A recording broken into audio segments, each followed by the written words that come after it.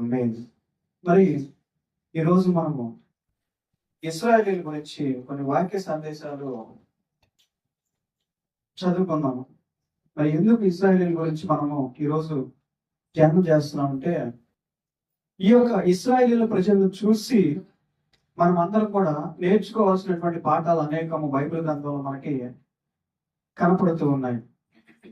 మరి ఏం నేర్చుకోవాలి మనం ఇశ్రాయేలీయులను చూసి అనేటటువంటి ఆ ప్రశ్నలకి సమాధానంగా ఈరోజు మనము ఈ యొక్క వాక్య సందేశాన్ని గురించి ధ్యానం చేయాల్సినటువంటి అవసరం ఉంది.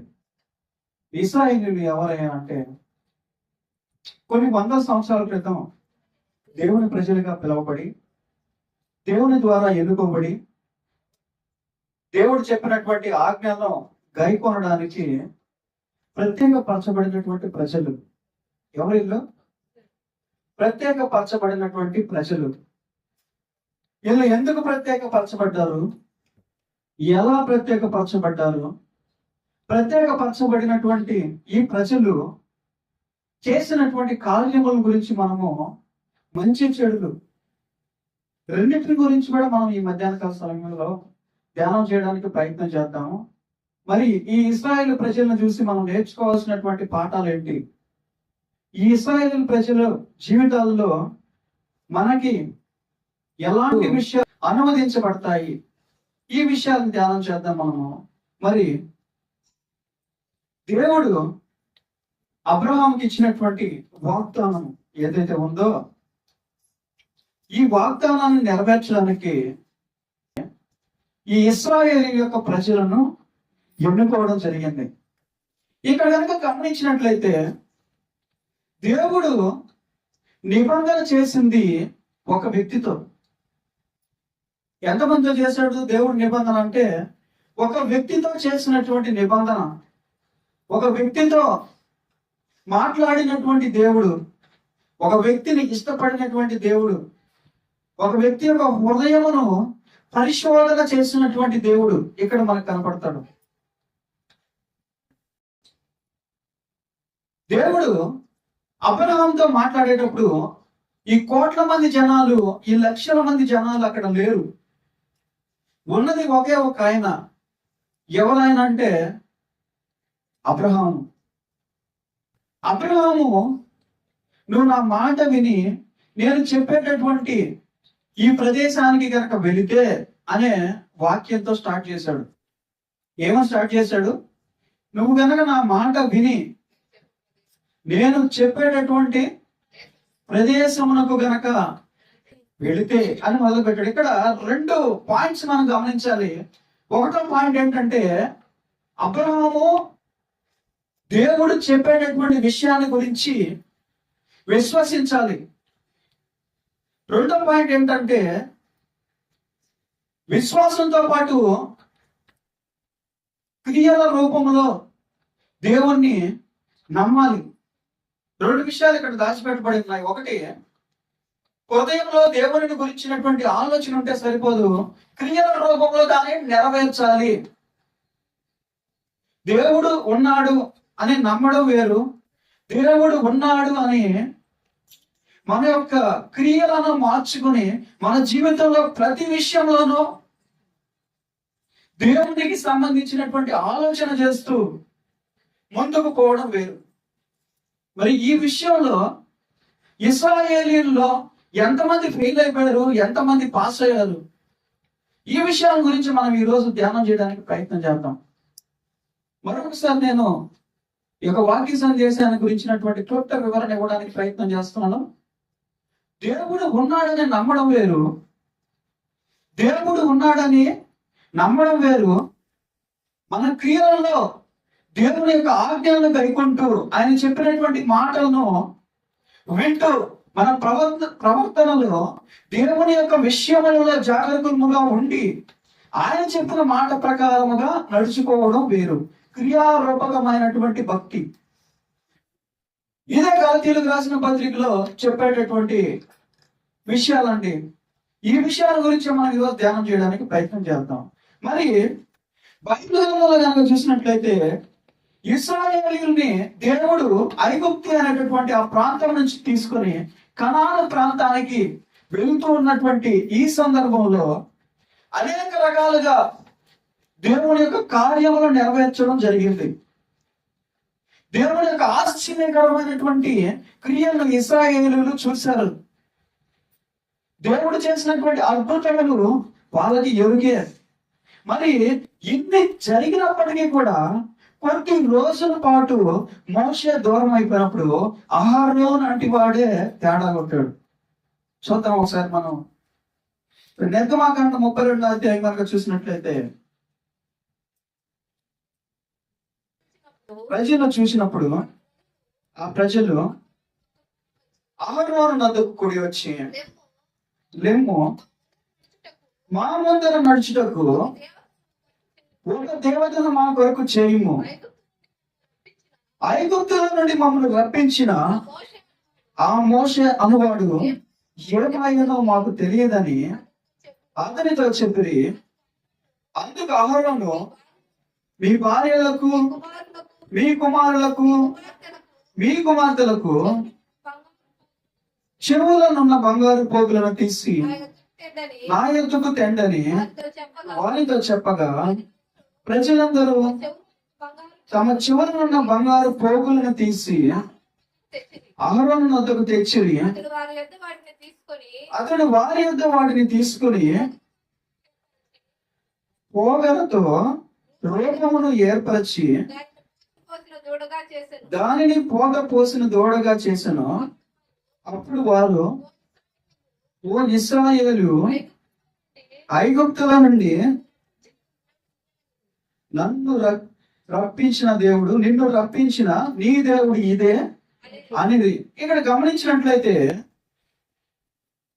ఇశ్రాయేలుని ఏం గమనించారు అంటే,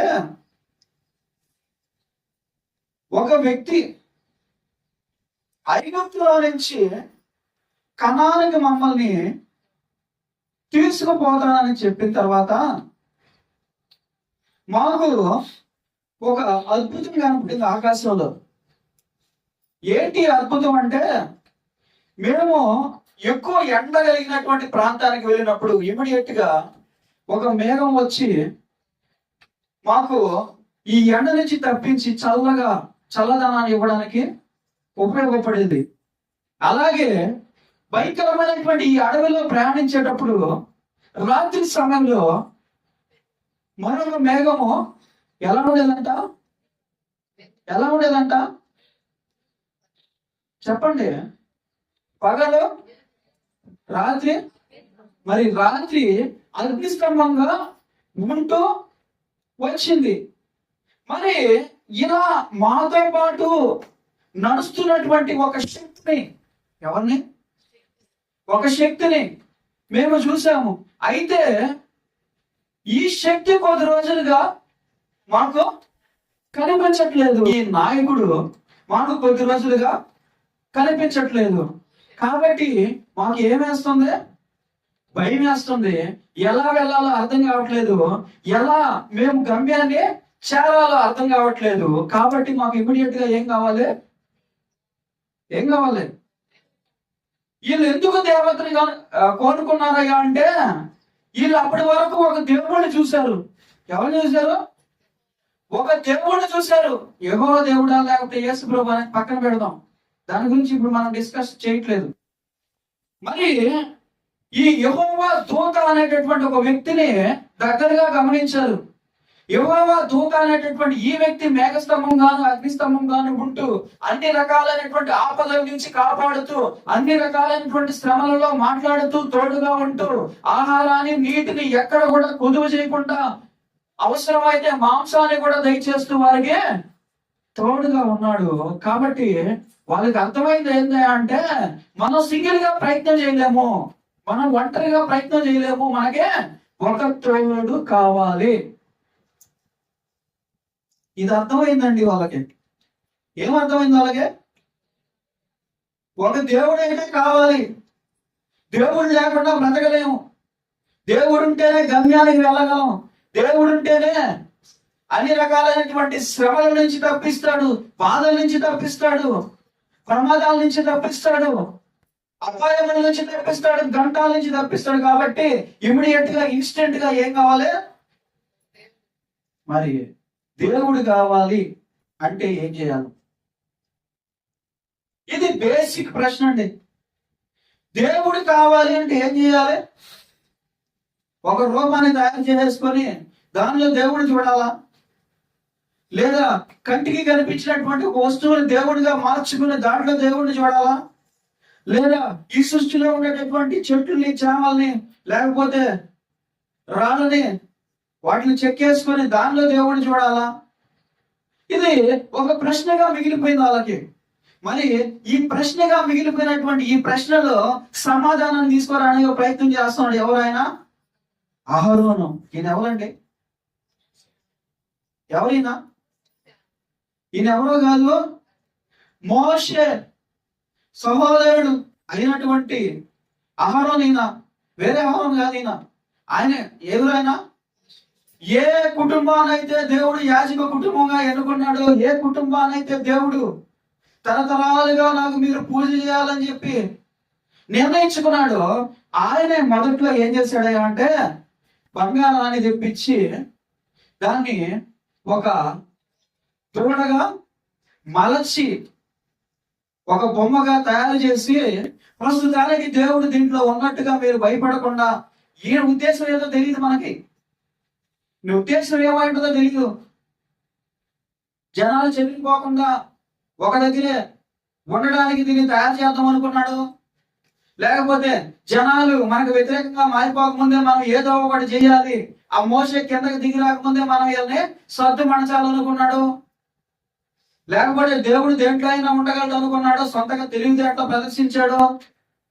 లేకపోతే ఇంకేదైనా ఆలోచన చేశాడో తెలియదు మనకి. మొత్తానికి ఆయన రెస్పాండ్ అయ్యాడు. వాళ్ళకి ఏమయ్యాడు? రెస్పాండ్ అయ్యాడు ఇమీడియట్ గా. ఎవరికి? అక్కడ ఉండేటటువంటి ప్రజలకి. ఏ ప్రజలు? ఇశ్రాయేలు ప్రజలు. ఇశ్రాయేలు ఈ ప్రజలు.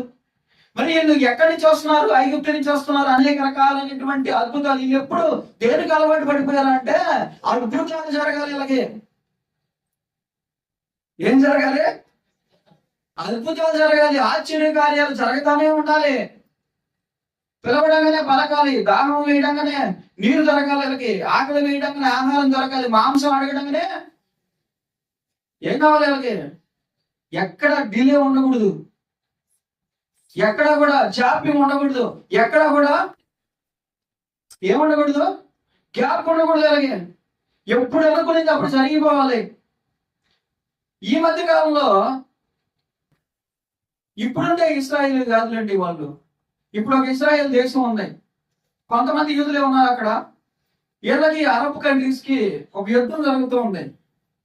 మరి ఈ యుద్ధంలో ఏం జరిగిందంటే ఆపోజిట్ లో ఒక దేశం ఇశ్రాయేల్ మీద తిరుగుబడి వాళ్ళని నాశనం చేసేస్తాం అని చెప్పి ఒక ప్రకటన చేయగానే కొన్ని సంవత్సరాల క్రితం జరిగిన సంఘటన ఇది. వీళ్ళు ఏం చేశారంటే ఇశ్రాయేలు వాళ్ళు అటాక్ చేయడానికి ముందే వీళ్ళు మిస్ చేసిన ఆ దేశం మీద అటాక్ చేసి మొత్తం నాశనం చేశారు. ఏం చేశారు? వాళ్ళు అక్కడ ప్రకటించారు అరబ్ కంట్రీలో కంట్రీ వాళ్ళు ఏమని? ఇశ్రాయేల్ మీద మేము యుద్ధానికి వెళ్ళబోతున్నామని ప్రకటించిన కొన్ని గంటల ముందే మేము ఒక క్షిపణిని పంపించబోతున్నాం ఇశ్రాయేల్ నాశనం చేయడానికి. కానీ చెప్పడానికి చెప్పారు లేదా అంతే. విత్ ఇన్ 4-5 hours లో వాళ్ళ దేశం మీద మిసైల్ అటాక్ జరిగింది. అంత స్పీడ్ ఉంటారు వీళ్ళు. వీళ్ళు ఖాళీగా ఉండడానికి ప్రయత్నం చేసేటటువంటి జనాలు కాదు వీళ్ళు. మరి ఇక్కడ కనుక గమనించినట్లయితే వీళ్ళు దేవుని యొక్క అద్భుతాలకి, ఆశ్చర్యక్రియలకి అలవాటు పడిపోయినారు. కానీ నిజమైనటువంటి దేవుని యొక్క హృదయాన్ని ఎరిగినటువంటి ప్రజలు కాదు వీళ్ళు. ఇలాగ తెలివితేటలు అంత సంపూర్ణంగా లేవు. దేవుని ఎలా పూజించాలి, దేవుడు ఎలా మాట్లాడతాడు, దేవుని కోసం ఎలాంటి భక్తి చేయాలి, దేవుని ఆరాధించాలంటే మనం ఏ విధంగా ఉండాలి అనేటటువంటి గైడ్ లైన్స్ ఎవరు కూడా ఇలాగే నేర్పించలేదు, చెప్పలేదు. ఇది ఇంపార్టెంట్ పాయింట్. ఈ పాయింట్ గురించి ఈరోజు మనం ధ్యానం చేయడానికి ప్రయత్నం చేద్దామండి. ఇలా లోపం ఏంటంటే ట్రైనింగ్ లేదు, ఇలాగే సరైనటువంటి అవగాహన లేదు, దేవుని మీద సరైనటువంటి ఫీలింగ్ లేదు. ఇలాగే సరి అయినటువంటి పోషణ లేదు. భక్తి భక్తి లేదు వీళ్ళకి. ఆ మోషే ఒక్కడే మాట్లాడతాడు, వీళ్ళకి వచ్చి పలానా చేయండి అని చెప్తాడు. వీళ్ళకి సొంతంగా భక్తి ఏ విధంగా చెయ్యాలి అనేటటువంటి ఆ యొక్క ట్రైనింగ్ అనేది చాలా తక్కువ అని చెప్పాలి. మరి ఈ అవగాహన లోపం వల్ల వీళ్ళు ఏం చేశారయ్యా అంటే ఒక బొమ్మను తయారు చేసి ఆ బొమ్మలో దేవుడిని ఆరాధించడం. కాకపోతే ఇక్కడ చిన్న డిఫరెన్స్ ఏంటంటే పేరు మారిపోయింది, స్వరూపం మారిపోయింది, భక్తి మారిపోయింది. ఏం మారిపోయినాయి? పేరు మారిపోయింది, స్వరూపం మారిపోయింది, భక్తి ప్యాటర్న్ మారిపోయింది. ఇప్పుడు దాకా సత్యంతో ఆత్మతో ఆరాధించాలి అనుకునేటటువంటి ఆ భక్తి ఇప్పుడు ఏమైపోయిందంటే గట్టిగా శబ్దాలతో, విచ్చలవిడిగా డాన్సులతో, రకరకాలైనటువంటి నృత్యాలతో మారిపోయింది. భక్తి మారిపోయింది. ఇక్కడ ఏం మారిపోయింది? మోషే నేర్పించినటువంటి భక్తి వేరు, మోషే చెప్పడానికి ప్రయత్నం చేసిన భక్తి వేరు, ఈయన మార్చుకున్నటువంటి భక్తి వేరు. మోషే పరిచయం చేసినటువంటి దేవుని యొక్క ఆలోచన ఆ విధానం వేరు, వీళ్ళు చేసేటటువంటి ఆలోచన ఆ విధానం వేరు. ఇదే క్రైస్తత్వంలో హిందుత్వం అంటే. ఏంటిది? క్రైస్తత్వంలో హిందుత్వం తెలుసా మీకు? క్రైస్తవులైనటువంటి హిందువులకి, నిజమైనటువంటి క్రైస్తవులకి, దేవుడు ఇలా ఉండాలి అని నిర్ణయించుకున్నటువంటి ఇశ్రాయేలులకి, కల్మషం అయిపోయి కల్తీ అయిపోయినటువంటి ఇశ్రాయేలులకి మధ్య తేడా ఏంటి? ఈ విషయాల గురించి మనం ఆలోచించాల్సినటువంటి అవసరం ఉంది. మరి ఈ విషయాల గురించి ఆలోచించాలంటే మరి ఇంకొన్ని వాక్య సందేశాన్ని మనం ధ్యానం చేయడానికి ప్రయత్నం చేయాలి. సంఖ్యాకాండం 13-14 అధ్యాయాలు కనుక చూసినట్లయితే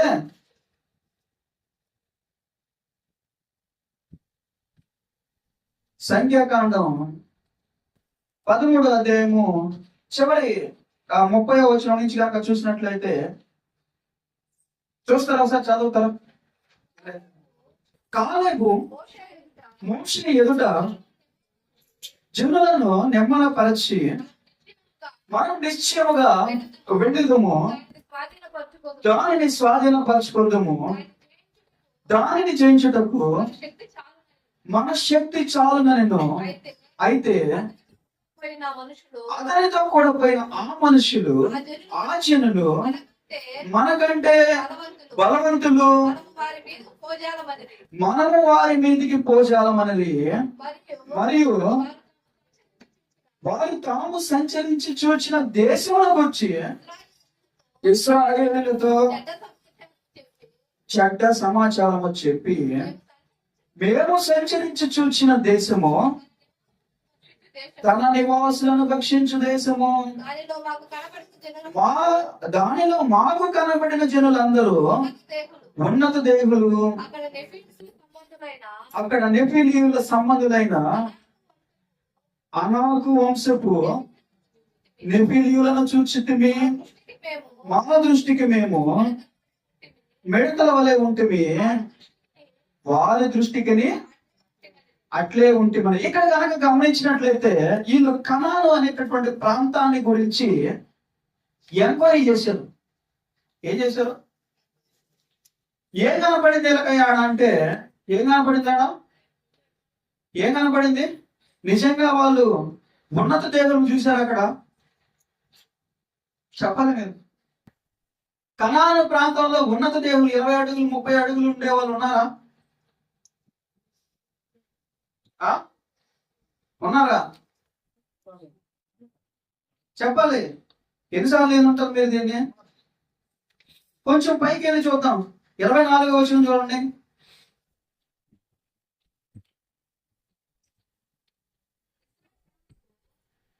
22వ వచనం నుంచి చదవండి అమ్మా. వారు దక్షిణ దిక్కున ప్రయాణం చేసి హెబ్రోనుకు వచ్చి అక్కడ అనాకీయులు, అహీమాను, షెషాయి, తల్మాయి అనువాదుండ్రి. ఆ హెబ్రోను ఐగుప్తులోని సోయను కంటే 7 ఏండ్లు ముందుగా కట్టబడిను. యెష్కోరులోకి వచ్చి అక్కడ ఒక గెలగల ద్రాక్ష చెట్టు యొక్క కొమ్మను కోసి దండతో ఇద్దరు మోసిరి, మరియు కొన్ని దానిమ్మ పండ్లను కొన్ని అంజూరపు పండ్లను తెచ్చిరి. ఇశ్రాయేలీయులు అక్కడ కోసిన ద్రాక్ష గెలను బట్టి ఆ స్థలం నాకు యెష్కోరు లోయ అనే పేరు పెట్టబడిను. 40 దినములు ఆ దేశంలో సంచరించి నెక్స్ట్ 26 చదవండి. అట్లు వారు వెళ్ళి పారాను అరణ్య మందలి కాదేశులోనున్న మోషే అహరోనుల యొద్దకును ఇశ్రాయేలీయుల సర్వ సమాజం యొద్దకును వెళ్ళి వారికి ఆ సర్వ సమాజంలోకును సమాచారం తెలియజెప్పి ఆ దేశపు పండ్లను వారికి చూపించిరి. వారు అతనికి ఇక్కడి నుంచి గమనించాలి, తెలియపరిచినది ఏమనగా, నీవు మమ్మల్ని పంపిన దేశంలోకి వెళ్ళితివి, అది పాలు తేనెలు ప్రవహించే దేశమే, దాని పండ్లు ఇవి. అయితే ఆ దేశంలో నివసించే జనులు బలవంతులు, వారి పట్టణములు ఆకారము గలవి, అవి మిక్కిలి గొప్పవి, మరియు అనాకీయులము చూచితిమి. అమాలేకీయులు దక్షిణ దేశములో నివసించుచున్నారు. చాలండి. వీళ్ళు చూసింది మనుషుల బలాన్ని కాదు, మనుషుల బలాన్ని చెక్ చేయలేదు. వీళ్ళు చూసింది ఏంటయ్యా అంటే అక్కడ ఉండేటటువంటి పండ్లు, అక్కడ ఉండేటటువంటి కూరగాయలు, పాలు తేనె కనిపించలేదు. ఇక్కడ పాలు చూడలేదు, తేనె చూడలేదు. వాళ్ళు పాలు తేనె ప్రవహించి దేశం అని ఎందుకన్నారంటే శ్రేష్టమైనటువంటి నేల. శ్రేష్టమైనటువంటి నేల ఎలా ఉంటది? ఎలా ఉంటదమ్మా? ఎలా ఉంటది శ్రేష్టమైన నేల? ఇటువైపు 120 కిలోమీటర్లు కానీ అయితే ప్రకాశం డిస్టిక్ వస్తుంది. ఆ ప్రకాశం డిస్టిక్ ఎంట్రన్స్ ఉంటుంది. ఉదయగిరి నుంచి ఒక 35 కిలోమీటర్లు ఉంటుంది. అక్కడికి కనుక వెళ్ళి చూస్తే ఆడ మట్టి ఎలా ఉంటదంటే ఈ పండు కాలంలో ఉంటది. మట్టి ఈ పండు కాలంలో ఉంటది. ఎంత దూరం తవ్వినా గానీ ఆ రెడ్ సాయిలే వస్తూ ఉంటది. అక్కడ వేసే పంటలు ఎంత సారవంతమైనటువంటి పంటల్ని పండిస్తాయంటే చాలా సారవంతమైనటువంటి పంటలని పండిస్తాయి. అక్కడ దిగుబడి ఎక్కువగా ఉంటది. అక్కడ ఉండేటటువంటి నాణ్యమైనటువంటి ఆ ఫ్రూట్స్ కనుక మార్కెట్ లో తీసుకెళ్తే దాని రేట్ సపరేట్ గా ఉంటది. ఇక్కడ 50 రూపాయలు ఉంటే కేజీ, ఎంత ఉంటాయంటే 250 ఉంటాయి. వీళ్ళు గమనించింది ఏంటంటే అంటే అక్కడ ప్రాంతంలో ఉండేటటువంటి సంపదను ఎస్టిమేషన్ చేశారు. అక్కడ ప్రాంతంలో ఉండేటటువంటి ఆ యొక్క సమృద్ధిని, సహజ వనరుల్ని ఎస్టిమేషన్ చేశారు. ఈ ఎస్టిమేషన్ చేసి దీనికి మనుషులు ఎలా ఉంటారో అని ఎస్టిమేషన్ చేశారు. అంతేనా? వాళ్ళు చేసింది అది. వాళ్ళు మొత్తం ఊహించుకొని ఇక్కడికి వచ్చి మాట్లాడుతూ ఉన్నారు. ఏం మాట్లాడుతున్నారంటే అక్కడ ఉండేటటువంటి ప్రజలు ఉన్నత దేవుళ్ళు, అంటే బలవంతులైనటువంటి వాళ్ళు. మనం వాళ్ళ ముందు సరిదూగలేము, వాళ్ళ మీద విజయాన్ని పొందలేము. యుద్ధంలో మనం అక్కడికి వెళ్ళి కనుక ప్రయత్నం చేయాలంటే ముందు ఆ ప్రాకారాలు ఏవైతే ఉన్నాయో వాటిని దాటి పైకి ఎక్కి వెళ్ళాలి. ఎట్లా కనుక ఎక్కి వెళితే వాళ్ళు పిట్టలను చంపినట్టు చంపేస్తారు. పైకి ఎవడైతే ఎక్కుతాడో వాడిని నరుక్కుంటూ వచ్చేస్తారు. హిస్టరీలో కనుక చూసినట్లయితే ఈ ప్రాంతాలన్నిటికీ కూడా ఒక సరిహద్దు అనేటటువంటిది ఉండేది. మన ఊరికైతే లేదు సరిహద్దు. ఇప్పుడు ఈ కోటలన్నీ కూడా ఎలా ఉంటాయంటే ఈ ప్రాంతంలో శత్రువులు లోపలికి ఇష్టం వచ్చినట్టు లోపలికి వచ్చి వ్యాపారాలు చేసుకునే దానికి ఉండదు. లేదా వేరే ప్రాంతంలో వాళ్ళు ఈ ప్రాంతంలోకి రావడానికి ఉండదు. ఎత్తైనటువంటి గోడలు ఉంటాయి. ఆ గోడలు ఎంత ఉంటాయి అంటే కొన్ని 100 మీటర్లు ఎత్తుంటాయి పైకి. చైనా వాళ్ళు అంటారు కదా, చూసారా? ఇలా ప్రొటెక్షన్ ఉంటుంది అనమాట. మరి ఇవన్నీ చూసినటువంటి ఈ ఇశ్రాయేలీలు ఏ సమాచారం ఇస్తున్నారంటే, మోషే దగ్గరికి వచ్చి, అహరోన్ దగ్గరికి వచ్చి, మనం అక్కడికి వెళ్ళామంటే మనం చంపేస్తారు, మనం అక్కడికి వెళ్ళామంటే తిరిగి వెనక్కి రాము, ఇంకా ఇక్కడే మనము వేరే దగ్గర చూసుకొని సెటిల్ అయిపోవాలి అని కొంతమంది ఏమో మోషే మీద సణుగుకుంటూ, కొంతమంది ఎంత దూరం తీసుకొచ్చిన మమ్మల్ని చంపేయడానికి అని, కొంతమంది మేము ఆ ఐగుప్తులోనే ఉంటే సంతోషంగా ఉండే వాళ్ళమేమో అని, కొంతమంది ఇట్లా రకరకాలుగా వీళ్ళు చెయ్యాల్సింది ఏంది, చేసేదేంది? చెయ్యాల్సింది ఏంది? శత్రువుని జయించాలి. ఏం చేయాలి? శత్రువుని జయించాలి. శత్రువుని జయించాలంటే ముందు ఇల్లు కొట్టుకోకూడదు. ఏం చేయాలి? శత్రువు బలంగా ఉన్నాడని చెప్పి ఒకరిని కొట్టుకుంటే సరిపోద్ది. ఆ ఇల్లు కొంతమంది ఇట్టే జరుగుతూ ఉంటాయి. ఇళ్లలో చిన్న సమస్య వచ్చిందనుకో, భార్య భర్తలకి చిన్న ఇబ్బంది వచ్చిందనుకో, ముందు ఆ ఇంట్లో వాళ్ళు కుమ్ము శుద్ధంగా కొట్టుకుంటారు. ఆ ఇంట్లో వాళ్ళు కుమ్ము శుద్ధంగా కొట్టుకొని రక్తాలు కాల్చుకొని గందరగోళం అయ్యి బయటకు వస్తారు. ఆ వచ్చిన వాళ్ళని శత్రువులు చూసి వాళ్ళు ఓదార్చడం చూస్తుంటాం. ఎవరు ఓదార్చేది? శత్రువులు ఏమి ఓదారుస్తారు? వీళ్ళు వాళ్ళ మీద యుద్ధం చేయాల్సింది, వాళ్ళకి గెలవాల్సింది పోయి ముందు ఇంట్లో వాళ్ళు గందరగోళం అయిపోతారు అనమాట. సమస్యకు ముందు యుద్ధం అంటారు చూసా, అది అనమాట ఇది. అట్లా ఇశ్రాయేలీయులు ఒకరినొకరు నిందించుకుంటూ ఉన్నారు. 2 పాయింట్లు చెప్పా.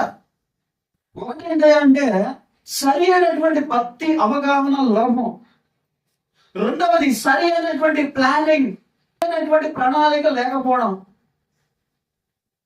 కాలినడకన కొరుంబేల నుంచి బయలుదేరి నెల్లూరు వెళ్ళాలనుకో, ఒక 50 సంవత్సరాల క్రితం బండ్లు లేవు, బైకులు లేవు, బస్సులు లేవు, ఏమి లేవు. ఎలా పోవాలి? గాడిదలుంటే ఉండొచ్చు.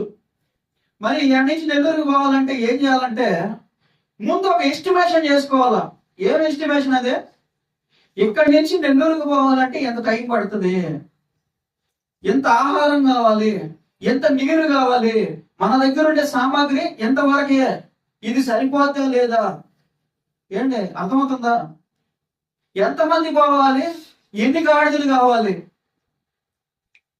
అలాగే శత్రువును జయించాలంటే ఇంట్లో ఎంతమంది ప్రార్థన చేయాలి, ఎంతమంది జాగ్రత్తగా ఉండాలి, శత్రువు ఎవరి ద్వారా ఇంట్లోకి అడుగు పెడుతున్నాడు, శత్రువుకి ఎవడు చోటిస్తున్నాడు, శత్రువుని ఎవడు ఎంకరేజ్ చేస్తున్నాడు, శత్రువుని ఎవడు లోపలికి తీసుకొస్తున్నాడు, ఈ జాగ్రత్త ఉండాలండి. ఇదే ప్లానింగ్ అంటే. సాతాను గాని ఇంట్లోకి రాకుండా జాగ్రత్త పడాలంటే ఏ ప్లానింగ్ ఉండాలి అంటే, ఈ సాతాను గాని ఇంట్లోకి తీసుకొచ్చేటటువంటి వ్యక్తి ఎవడు అనేటటువంటి ప్లానింగ్ ముందుండాలి. ఇంట్లో 5 మందో 10 మందో 20 మందో ఉన్నాం, ఒకడు ఇద్దరు ప్రార్థన చేస్తున్నారు, ఒకడు టీవీకి పెడుతున్నాడు, ఒకడు సినిమా చూస్తున్నాడు, ఒకడు నాటికి పెడుతున్నాడు, ఒకడేమో డ్యాన్సులకి పోయి డబ్బులు తీసుకొస్తున్నాడు, ఒకడేమో మందు తాగుతున్నాడు, ఒకడేమో వ్యభిచారాలు చేస్తున్నాడు. ఈ 20వ వాడేమో ఏం చేస్తున్నాడు? ప్రార్థన చేస్తున్నాడు. ఎవరి కోసం? 20 మంది కోసం. నిలుస్తుందా? చెప్పాలా? నిలవదండి. మరి చేయాల్సింది ఏంటి? ప్లానింగ్ చేయాలి. దేవుడు అన్నాడు, నీ కుడికను నిన్ను అభ్యంతరపరిచిన యెడల దాన్ని ఏం చేయాలంట? చెప్పండి. పెరిగి పారేసి మిగతా శరీరంతో నువ్వు ఎక్కడికి చేరాలంట? నిత్యములోనికి, నిత్య జీవంలోనికి. ఈ కుడికన్ను అంటే ఇదే? అభ్యంతర పడతా అంటే పెరిగి లాగేసుకుని వెళ్ళిపోవాలా? చెప్పండి. కుడికన్ను అంటే ఏంటి? ఒక భార్య భర్త ఉన్నారండి, ఈ మధ్య జరిగిన సంఘటన. ఆమెకేమో బాబు చర్చికి పోవాలని ఇంట్రెస్ట్, చర్చికి వెళ్ళి దేవుడిని ప్రార్థన చేసుకోవాలి, దేవుడిని నమ్ముకోవాలి, దేవుడు ధ్యాసలోనే బతకాలని అని అమ్మకి ఏం ఇంట్రెస్ట్. ఈయనేమో చర్చికి పోయావంటే నిన్ను తాట తీసేస్తా నీకు, ఆ దేవుడికి మాకు పడదు అని ఆయన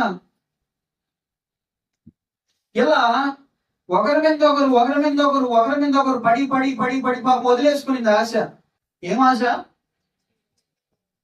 చర్చికి పోవాలి, దేవుడిని నమ్ముకోవాలి అని ఆశ వదిలేసుకొని ఇంకా నా భర్త ఎట్టుపోతే అటు పోదాం అనుకొని ఒక 20 సంవత్సరాలు ప్రయాణం చేసింది.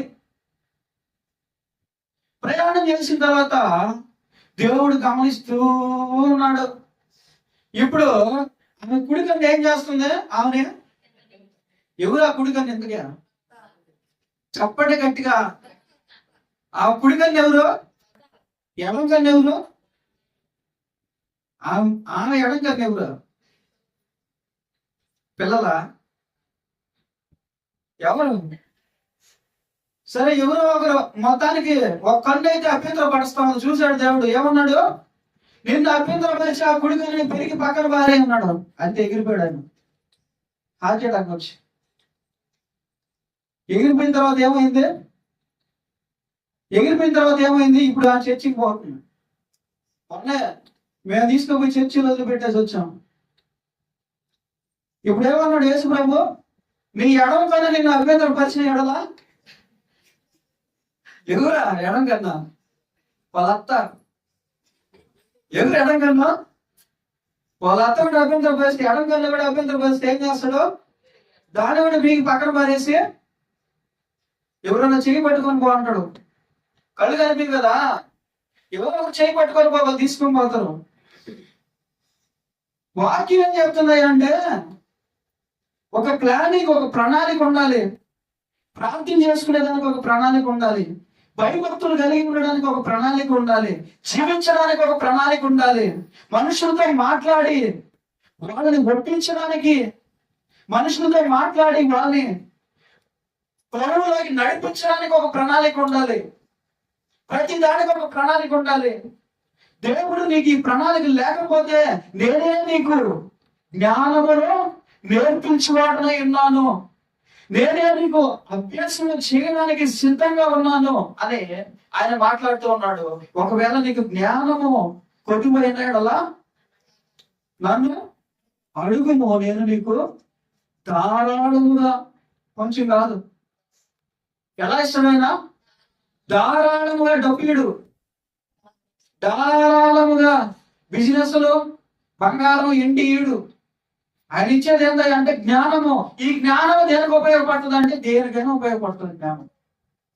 నీ ఇష్టం, నువ్వు ఏమైనా చేయొచ్చు. మంచి పనులను, మంచి పని అని ఏదైతే ఉండదో అన్నిటికీ ఉపయోగించుకోవచ్చు ఈ జ్ఞానాన్ని. 15 నిమిషాల్లో కంప్లీట్ చేసుకున్నాం.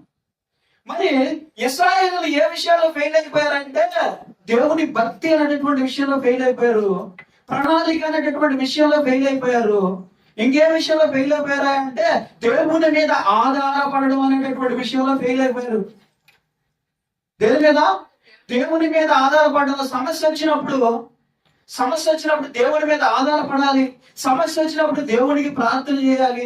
సమస్య వచ్చినప్పుడు దేవుడిని ఆలోచన అడగాలి. సమస్య వచ్చినప్పుడు దేవుని యొక్క చిత్తాన్ని నెరవేర్చమని చెప్పి అడిగేటటువంటి వదిలేసి మనం ఏం చేస్తామంటే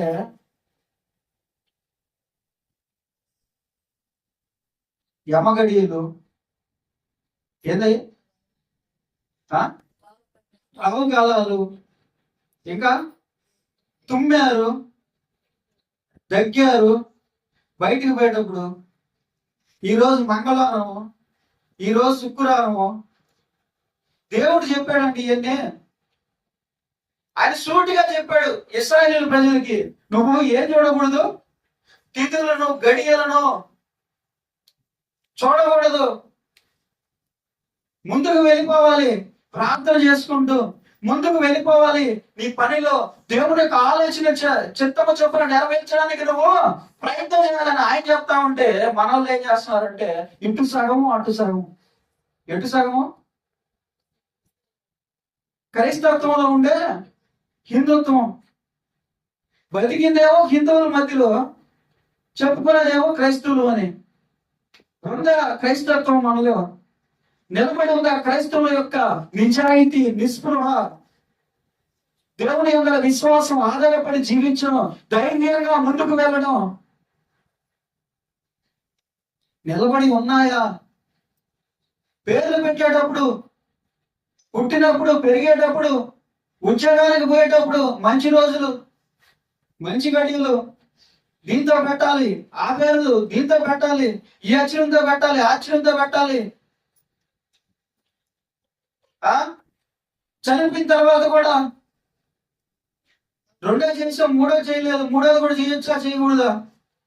మూడో చేసాం, నాలుగోది కూడా చేయొచ్చా చేయకూడదా? ఏంటండి ఇవన్నీ? మరి ఇంకొక 2 వాక్య సందేశాల గురించి మనం ధ్యానం చేద్దాం.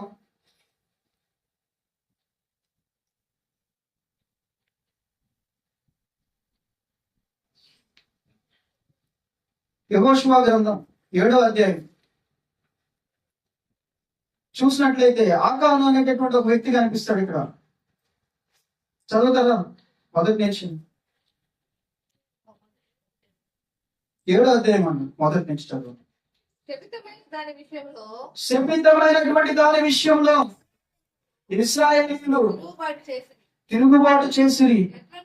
ఎట్లనగా యూదా గోత్రములో జెరహు ముని మనమడును, జబ్ది మనమడును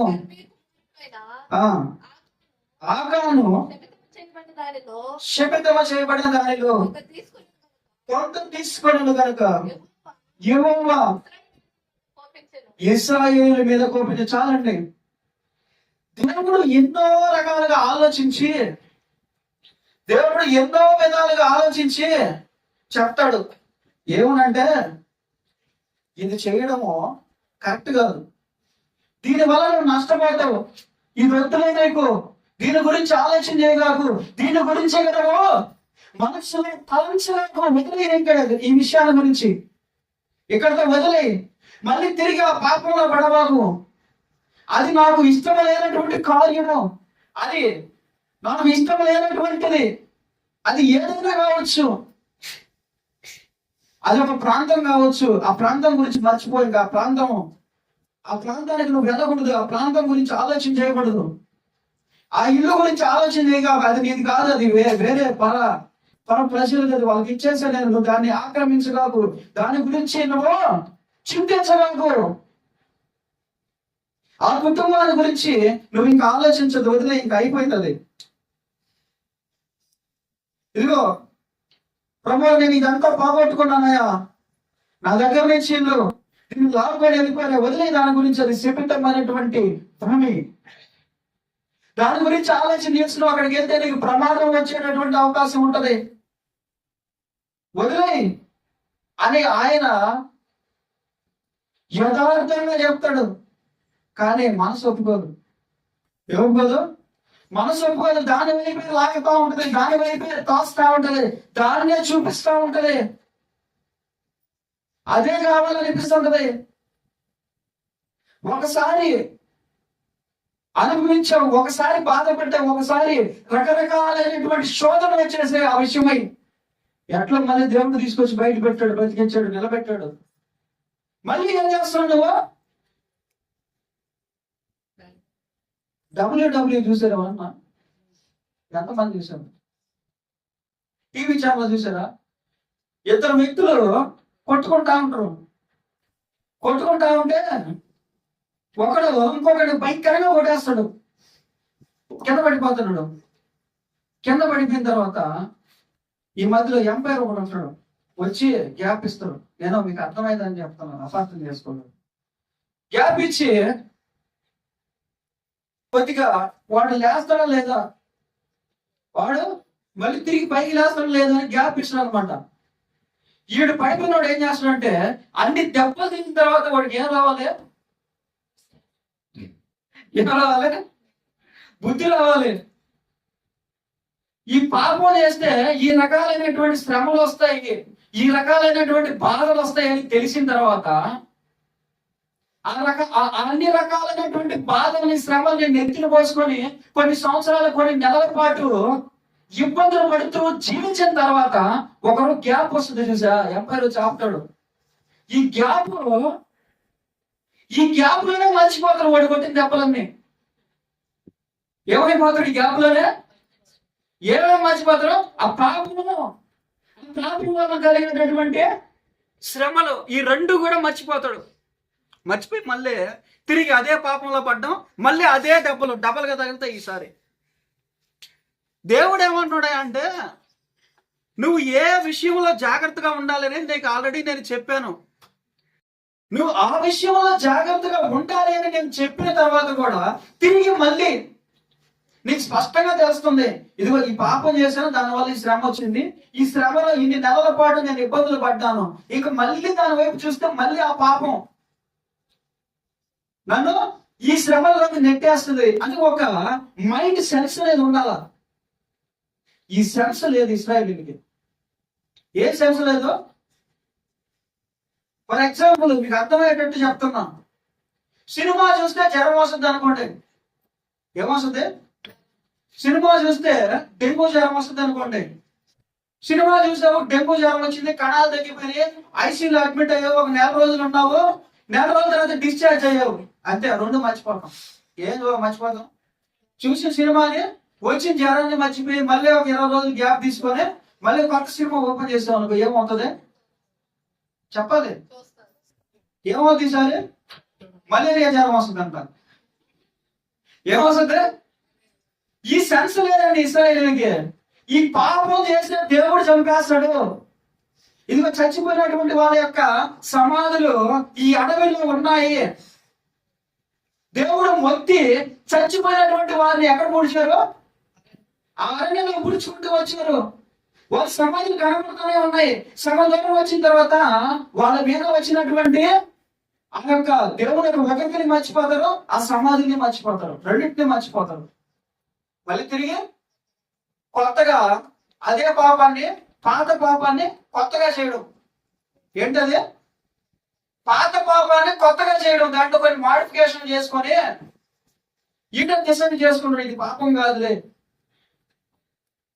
ఎందుకో మాడిఫికేషన్ జరిగినాయి కదా. నేను మొన్న చూసింది లవర్స్ సినిమాలే, ఈ రోజు నేను చూసేది ఏం సినిమా? దీంట్లో లవర్స్ లేరంట, ఓన్లీ ఫైటింగ్ అంట. లేకపోతే దీంట్లో ఓన్లీ మంచి జ్ఞానం వస్తుందంట 3 గంటలు చూస్తే. ఈడే మాడిఫై చేసుకుంటున్నాడు పాపాన్ని. పాత పాపాన్ని కొత్తగా చేయడం. ఇశ్రాయేలు చేసినంత ఇదే. మొదటి నుంచి దేవుడు ఏ విషయాల్లో జాగ్రత్తగా ఉండమన్నాడు, అదే విషయాన్ని మాడిఫై చేసుకొని కొత్తగా చేసుకుంటూ వచ్చారు. మరి ఇక్కడ కనుక చూసినట్లయితే 5 నిమిషాలు ముగించుకుందాం. 5 నిమిషాలు కాదు, 3 నిమిషాలు ముగించుకుందాం. మరి ఇక్కడ ఈ విధంగా చేసినటువంటి ఒక వ్యక్తిని గురించి మనము ఆలోచిద్దాము. ఒక్కసారి 1వ రాజుల గ్రంథం 11వ అధ్యాయము 1 నుంచి 13వ వచనం వరకు కనుక చూసినట్లయితే చదువుతారు ఒకసారి. 1వ రాజుల గ్రంథం 11వ అధ్యాయం 1వ వచనం. మోయాబీయులు, ఎదోమీయులు, అమ్మోనీయులు, ఎదోనీయులు, హిత్తీయులు, హిత్తీయులు అనుజనులు హృదయములలో తమ దేవతల తట్టు తిప్పుదురు గనుక వారితో సహవాసము చేయకూడదనియో, వారిని మీతో సహవాసం చేయకూడదనియో యెహోవా ఇశ్రాయేలీయులకు సెలవిచ్చి ఉన్నాడు. అయితే రాజు సొలొమోను ఫరోను కుమార్తెను గాక ఆ జనులలో ఇంకా అనేక మంది పరస్త్రీలను మోహించి చాలండి. ఫస్ట్ నుంచి ఇశ్రాయేలీయులు ఏ విషయంలో తేడా కొట్టారు అంటే, పరస్త్రీలను మోహించడానికి విషయంలో తేడా కొట్టారు. ఈ తేడా కొట్టిన వాళ్ళందరూ అడవిలో చచ్చిపోయారు. కొంతమంది దేవుడే చంపేస్తే కొంతమందిని శత్రువులు అరవద్దండి. కొంతమందిని దేవుడే చంపేస్తే కొంతమందిని శత్రువుల చేతికి అప్పగించాడు. కొంతమంది ఆ మార్గ మధ్యలో పాముల చేత, తేళ్ల చేత బాధించబడి ఆహారం లేక కొంతమంది చనిపోయారు. వీళ్ళందరూ ఎవరయ్యా అంటే దేవుడు చెప్పినటువంటి ఈ ఆజ్ఞను తిరస్కరించినటువంటి ప్రజలు.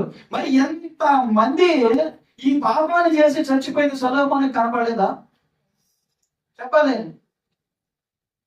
వందల సంవత్సరాల నుంచి తాత ముత్తాతల తరం నుంచి దేవుడు ఈ పరిస్థితిని మోయించినటువంటి విషయంలో చాలా స్ట్రిక్ట్ గా ఉండేటటువంటి విషయం సొలొమోనుకు కనపడలేదా? కనపడింది.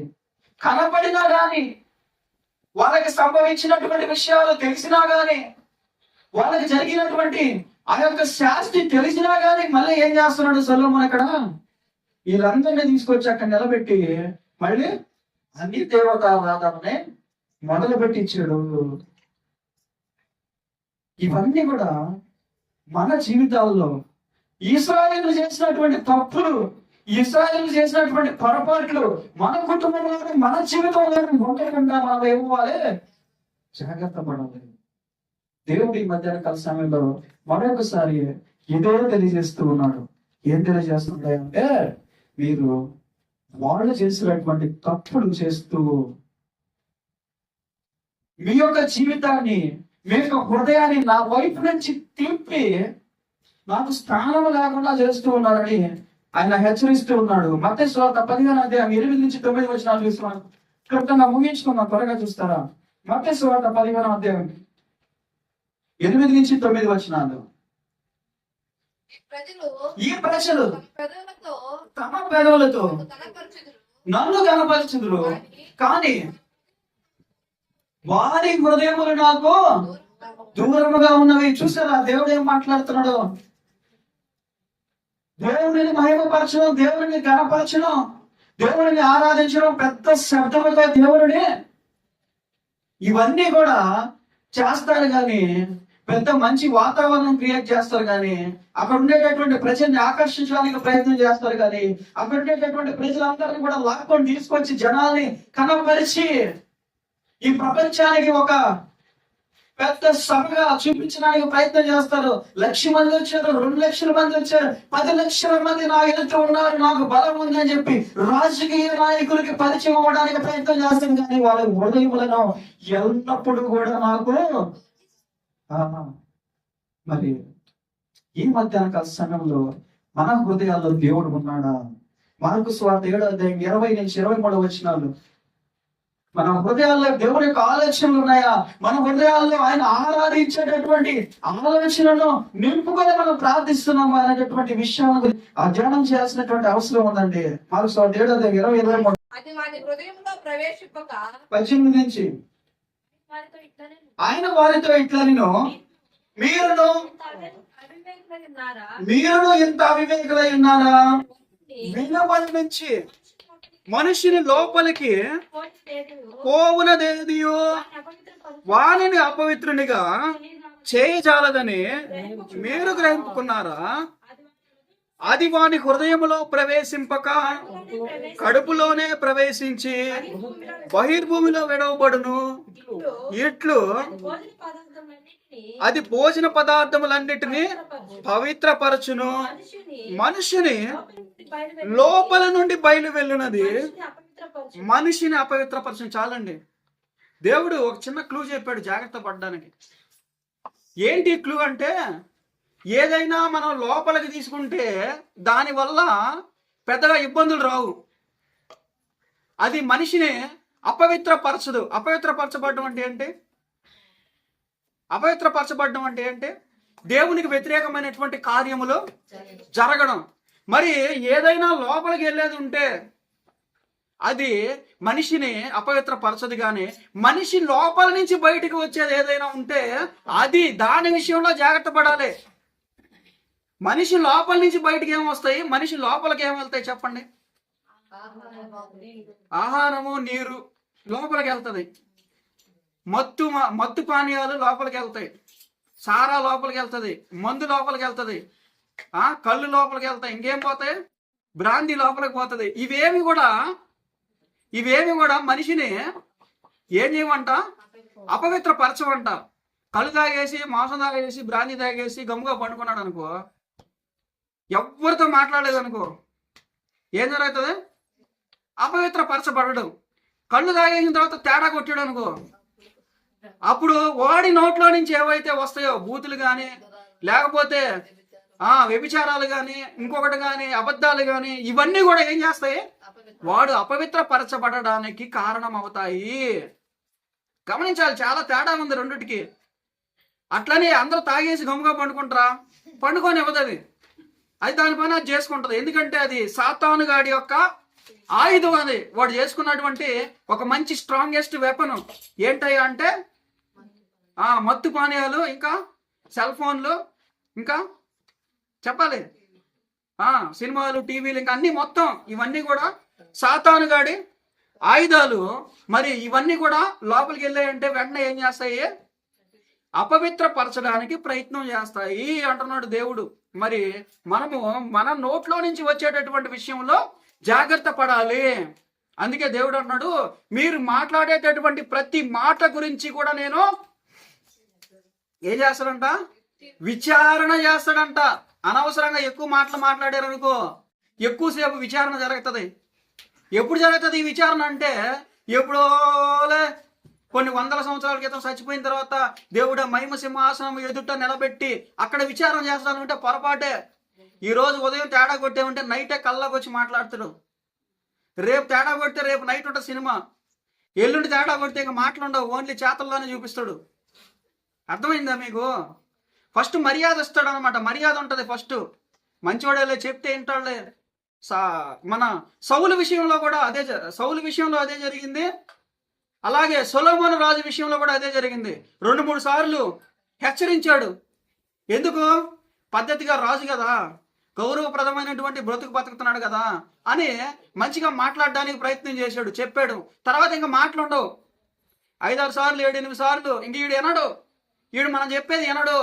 ఈడు ఎన్నిసార్లు విన్నా కూడా మళ్ళీ పడిపోతా ఉంటాడు అని కనుక ఆయనకి డౌట్ వచ్చిందంటే ఇక మాటలుండవు, ఓన్లీ యాక్షన్ ఉంటుంది. కాబట్టి మనం ఇశ్రాయేలుని చూసి ఈ విషయాలన్నీ కూడా నేర్చుకొని మన కుటుంబం విషయంలో, మన వ్యక్తిగత జీవితం విషయంలో జాగ్రత్తగా ఉండాలి. ఒక చిన్న జోక్ చెప్తానండి. కరెంట్ పోయింది, కంప్లీట్ చేసుకున్నాం 2 నిమిషాల్లో. ఇంటి నిండా దెయ్యాలు ఉన్నాయి అనుకో, ఏం చేయాలా? ఏం చేస్తారు మీరు చెప్పండి. ప్రార్థన చేయాలా? అప్పుడు ఏమవుతాయి, ఖాళీ చేసి వెళ్ళిపోయి అప్పుడప్పుడు వచ్చి చూస్తూ ఉంటాయి, చేస్తున్నాడా లేదా అని. ఒకవేళ 1 నెల 2 నెలల తర్వాత నువ్వు చేయలేదనుకో ఏం చేస్తాయి, మళ్ళీ 8 రెట్లు వస్తాయి.